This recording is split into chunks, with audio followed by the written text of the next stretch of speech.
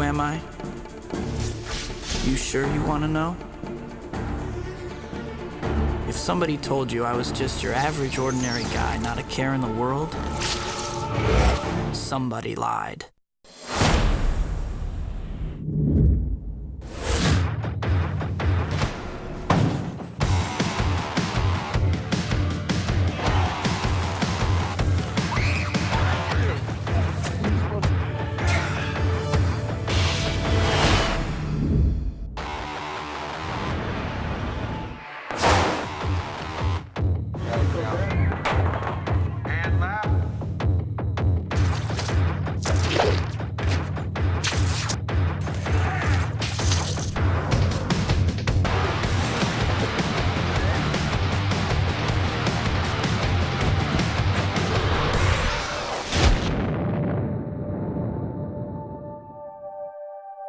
First I heard about Spider-Man. It sounded interesting to me, but only if it was done the right way, like done in a way that would excite me, you know, in a classy way with a good filmmaker and a good story and a good cast.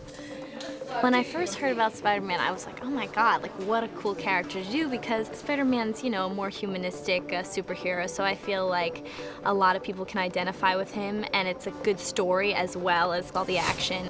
What happens to the people in the story is quite involving. Spider-Man is about extraordinary things happening to regular people. The strength of Spider-Man, for me, has always been the fact that he's a real person. He's one of us who's gone through elementary school, junior high school, and now high school. So he has absolutely our frame of reference on things. He can't get the girl, he's broke, and suddenly he's this superhero.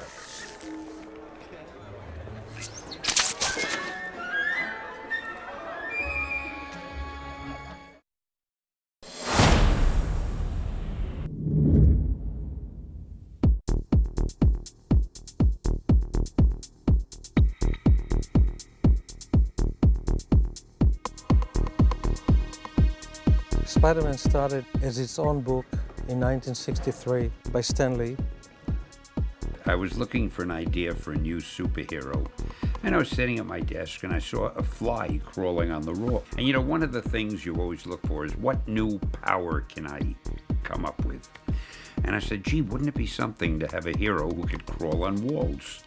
But the next thing I needed was a name for him. So I thought Fly Man? It didn't seem to have sex appeal. Mosquito Man? Nah. Insect Man? Ooh. And then I went down the list, and then I came to Spider-Man, and somehow that sounded dramatic and scary. Spider-Man.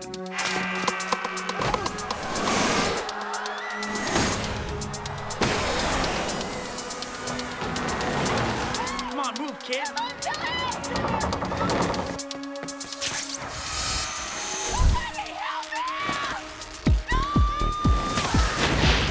I knew all about Spider-Man. He got bit by a radioactive spider. I knew that whole story, and everything, you know, I think has like a slight comic book feel with reality, and I think that's important because it is a comic book. He has real problems, and this extraordinary thing happens to him, and it's about how he deals with it. And it's very much a coming-of-age story about growing to be able to accept responsibility. Remember, with great power comes great responsibility. Spider-Man had real personality, he had real problems. The character of Peter Parker was a real kid in high school, and the Spider-Man comic books were more about how these superpowers affected his real life. So I could really relate to those stories in the early Spider-Man comic books in the 60s and 70s, and he became one of my favorites. There's always a need to find the right blend of maintaining that history and yet making it contemporary enough that the audience is going to accept it as being now. Time worked just right. Technology is here, we have the right people that want to make it, the passion. It's very important for us to tell the story right, make a good picture, right for the times, but keep our characters in character.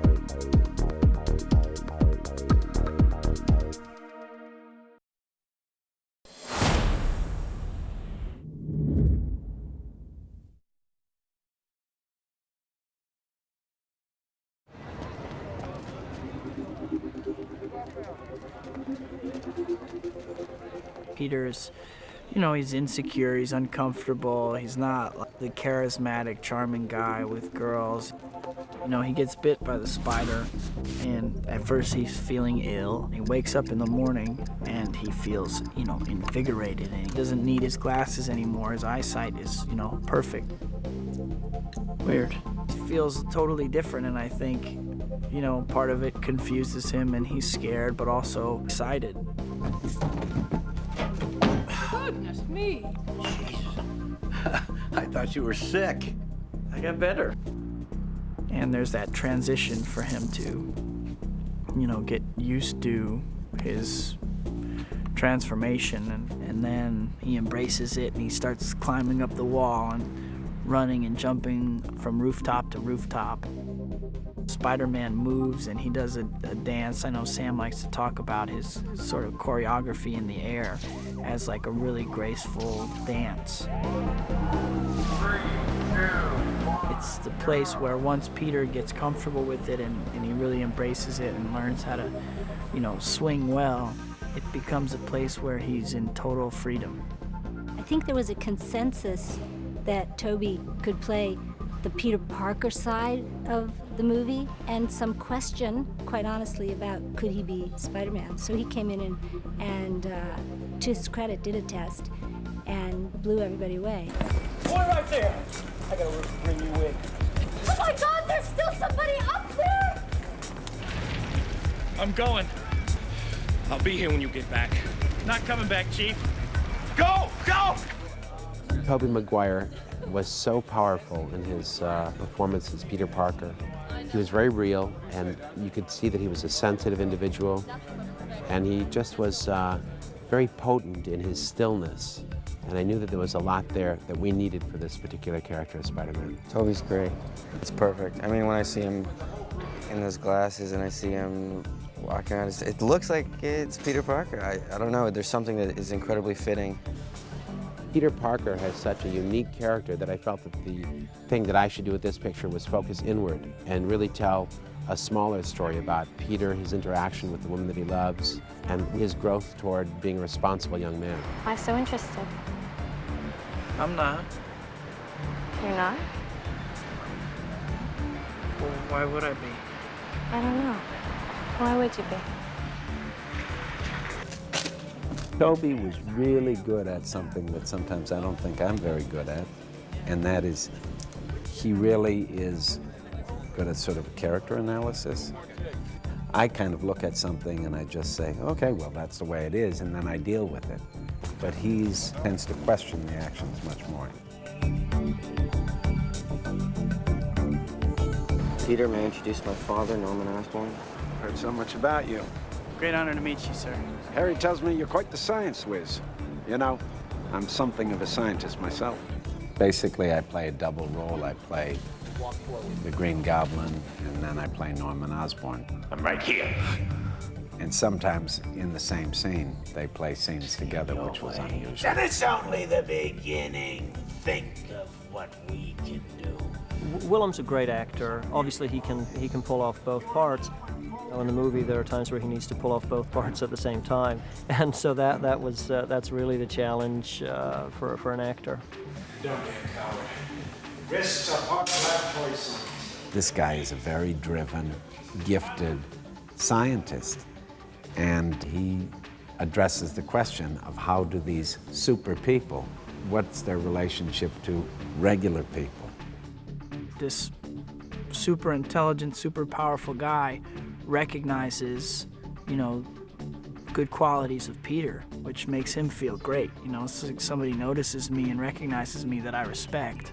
No, I appreciate it, but I'll be fine. No problem. I'll make a few calls. No, I couldn't accept it, sir. I like to earn what I get. I can find my own work. I respect that. You want to make it on your own steam.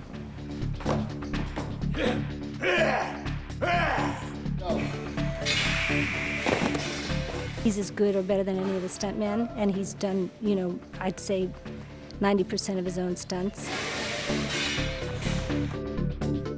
And really kind of brought this physicality to the Goblin, to the portrayal, was also, you know, this, when he's Norman, he's one way physically, and when he's the Goblin, he's completely transformed. No one says no to me!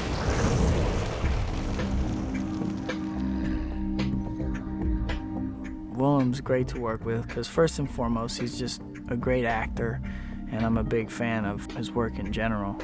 He's so full of life. He's so ready to jump in and do this. Yeah, that's a super villain fight. Plus, he's in ridiculous shape.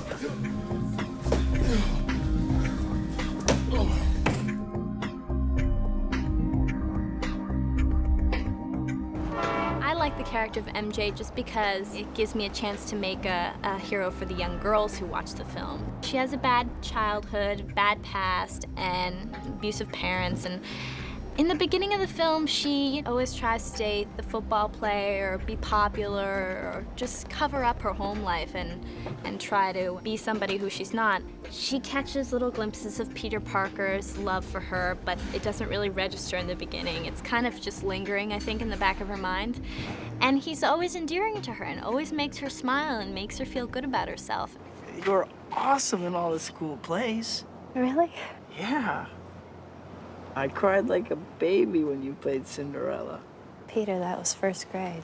Living in New York, I think she grows up and she realizes who she really cares about in her life, and the one man who ever loved her for who she is, and it didn't matter, you know. He really liked her for the Mary Jane inside of her. What we were really looking for was someone who had a chemistry with Tobey Maguire. We wanted the audience to recognize that these two people had a connection, and we wanted the audience to need them to be together. And when I saw Kirsten and Tobey perform the scene together, we felt that they made that connection. She really is a very hardworking young actress. I think Kirsten's great because, first of all, she's a really great, soulful actress who knows how to have a lot of fun.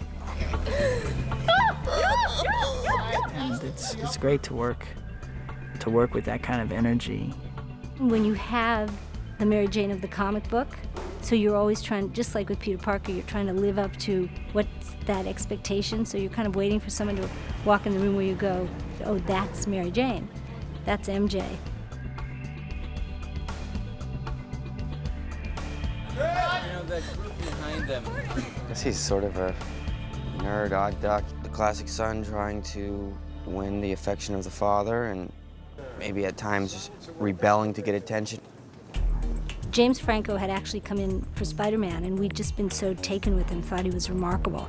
And there's a real, you'll see in the movie, this real kind of, you really believe he and Willem are father and son. It's quite a complex relationship, done very subtly and I think really well. Man, this whole thing so you can meet MJ, now you have to leave? I gotta go. Man, this girl is important to me. Harry, please. Your mother was beautiful, too. They're all beautiful. Until they're snarling after your trust fund like a pack of ravening wolves. Thanks for sticking up for me, Harry. When I was asked to play Aunt May, I didn't know she was a real person. But since I've talked to friends and they ask me what I'm doing and I say Spider-Man, I get a wonderful reaction. People say, really? Oh, how wonderful. Are you having fun? And I say, yes. And then they say, what are you playing? And I say, I'm playing Aunt May. And they say, well, of course. There we are. Oh, it looks delicious. Norman, will you do the honors?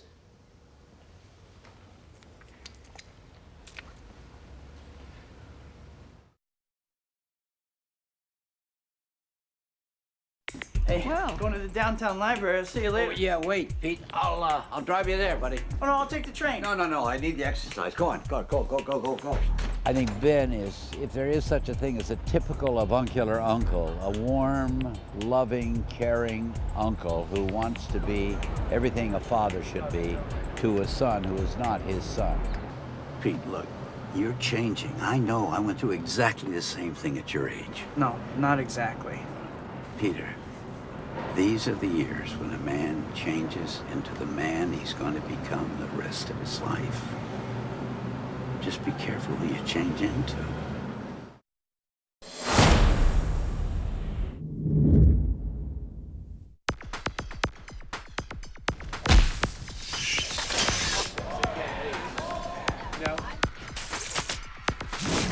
a balcony overlooking Times Square. That's the aisle. Sam, he's a character. I've heard the stories about how he's been a fan since he's a kid. Sam grew up having Spider-Man painted on the wall in his room, which is the best kind of a man to take the helm for a movie like that.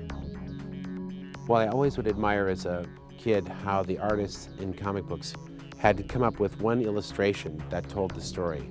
You'd see these very dramatic presentations in the comic books, and they had to depict exactly what was happening in the drama. He has such a great imagination, and I hear him talk about Spider-Man, and his eyes sparkle. So I think that he just, had such a knowledge and such a love for it, and it really comes through. He really went to his own kind of gut about what attracted him as a young man, as a boy, to the Spider-Man story. He's a great collaborator. He really, just in general, made me feel like a part of the team, like I was really contributing a lot to the film. What Sam's good is rooting all the fantastical elements with a reality. Sam is going for a very naturalistic feel to play off the fantastic side of Spider-Man. The first meeting I had with Sam, you could tell that he was very passionate about the character of Spider-Man, and he truly understood what Spider-Man was all about. And it's why I took the job, is that he has that ability to explain to you truly what the film is about, what the character is about, and why it's important to make Spider-Man.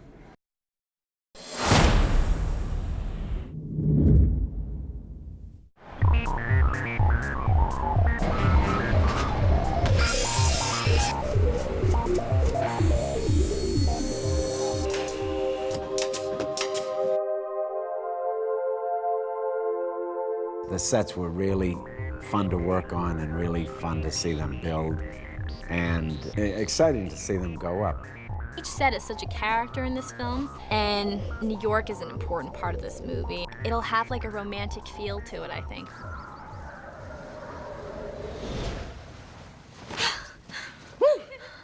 I didn't feel it was proper to have a super stylized world, like the comic book world like you see in a lot of comic book films. I felt that the most important thing to do was to create a real world. There are parts of New York that are magical. So what we decided to do was just to create a whole city of those realistic, magical parts of New York. Neil Spizak truly loves New York, understands New York, and was able to bring his passion of New York to the film. One of the design elements that I tried to incorporate into the film as a whole is a slightly overscaled and somewhat classical architecture, building tops and places that you normally aren't on buildings, closer to the upper architecture of the buildings of New York. Really, it's like if you look at the comics, you flip through the pages and you look where Peter grew up, it's in this movie. If you look where Peter went to school, it's in the movie. Where would a kid like Peter share an apartment today? It's the apartment. He did a great job to be able to put together a very fancy side of Manhattan, because that's the Osborne side of the world, with this modest upbringing where Peter comes from. And he connected it beautifully. And what is Spider-Man's world? And certainly he exists at the rooftops of New York. We scouted tons and tons of rooftops of New York, so we got to see the whole side of New York that most people never get to see. And we're bringing that to the film, and I think it's very exciting.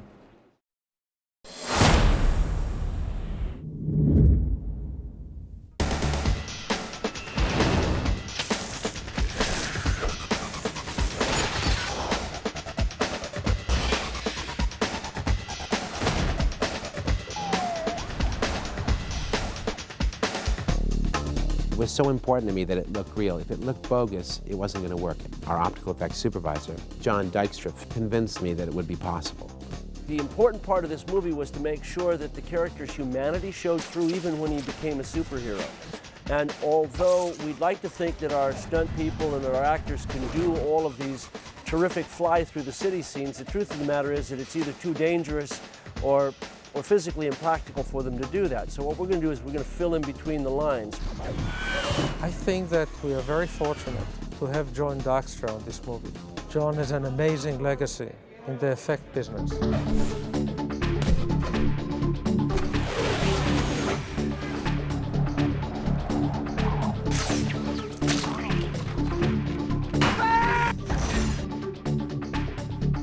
It's pretty amazing to me, you know.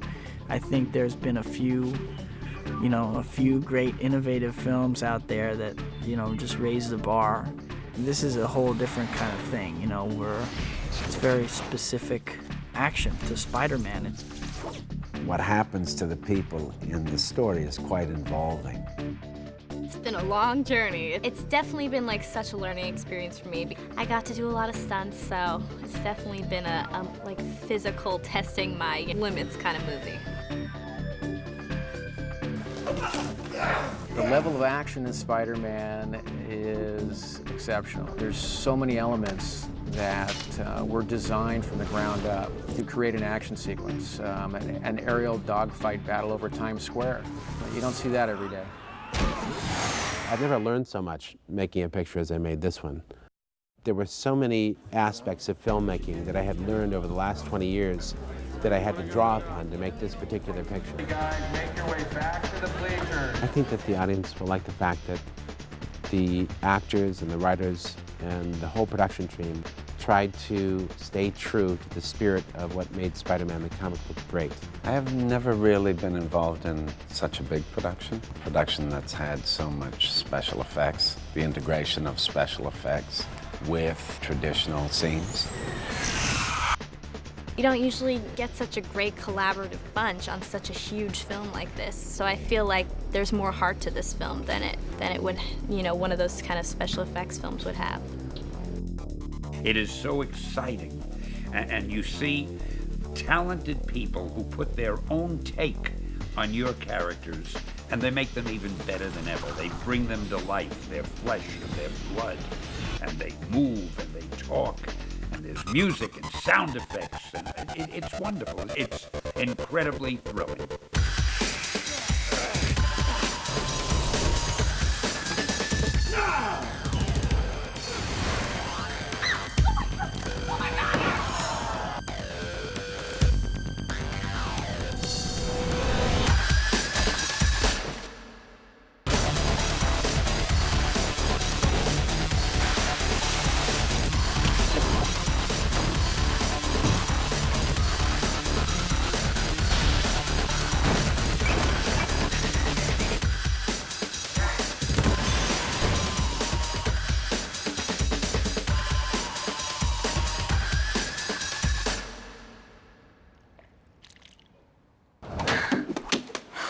Wow, great reflexes.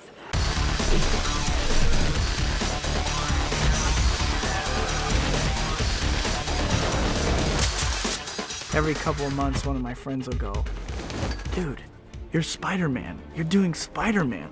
I can't wait for that movie." You know, and they like get all excited. I'm like, "Yeah, that is cool."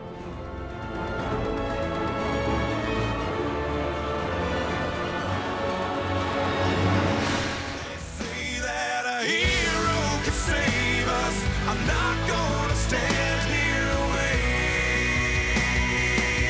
I'll hold on to the wings of the eagles. Watch as we all fly away. And they're watching us. They're watching us as we all fly away. And they're watching us. They're watching us. As we all fly away, yeah. And they're watching us. They're watching us as we all fly away.